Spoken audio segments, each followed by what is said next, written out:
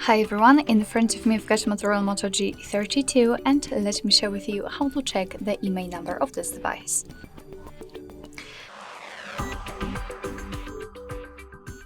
So basically I'd like to show you two different ways to check the IMEI. We can do it by using a secret code, and the second way is by using the settings. Of course I'll show you both, and I'd like to start with a code. So let's open the dialer, as it is the place where we can enter it, and the code is *##06#. And as you can see by this code, we are provided with both IMEI numbers of this device. Let's tap on OK, and let me show you another way, as I said, by using the settings. It will be useful if for some reason the secret code won't work or you will forget about it.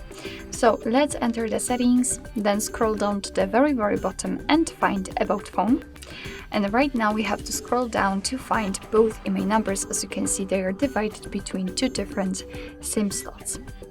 Alright, so that will be all. Thank you so much for watching. I hope that this video was helpful, and if it was, please hit the subscribe button and leave the thumbs up.